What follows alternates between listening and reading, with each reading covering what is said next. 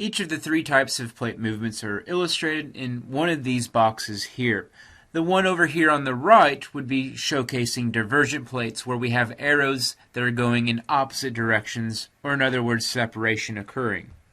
I'm going to use very complex illustrations, sarcasm, to illustrate divergent plates. So we're going to have a plate that's going to be separating into two individual plates, which is clearly evident here, as the plates move further and further apart from each other.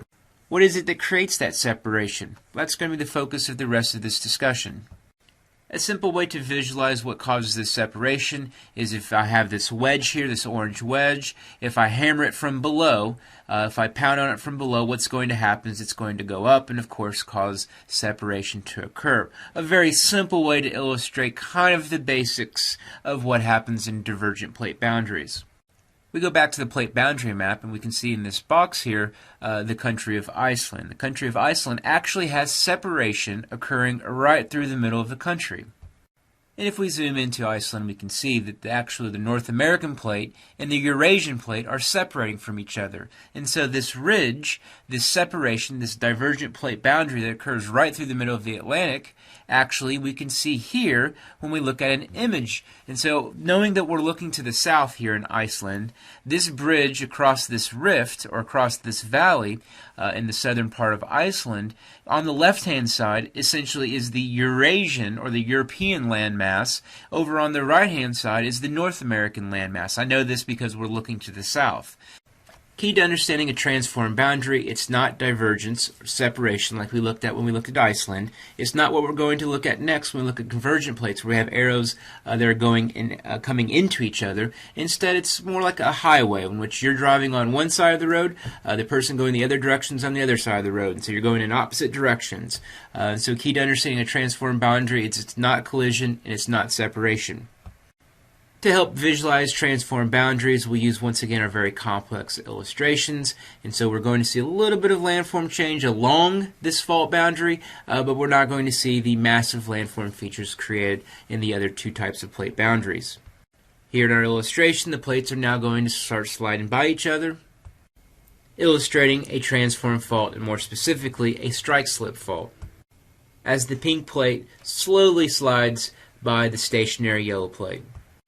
Here's our transform fault boundary, the San Andreas Fault. We can see on one side of the San Andreas Fault is Los Angeles, and on the other side is San Francisco. So one of the things you'll note is the arrows indicate the direction that the plates are moving. This is kind of hard to fathom, but over time, Los Angeles will actually move, this will be once again way after we're gone, move further north than San Francisco, and so eventually Los Angeles will be north of San Francisco as this plate continues to move to the north, whereas the other one, the North American plate, relatively moves to the south. There in the Caribbean is the country of Haiti, which has had a series of natural disasters that has definitely wreaked its havoc here.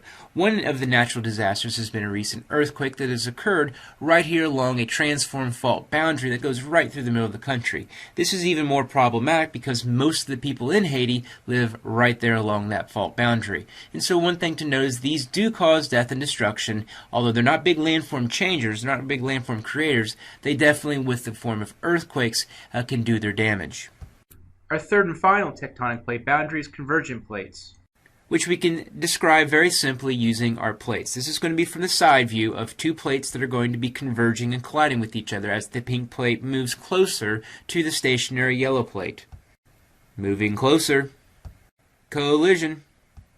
And of course, with this collision, something's got to give. And so in this case, the pink plate, it's denser, it's heavier. And so it's going to go underneath the yellow plate, and subsequently create a landform and force up this topographic feature. And so previously we had two flat areas that are now we have a rugged area as the pink plate has lifted and forced up the yellow plate.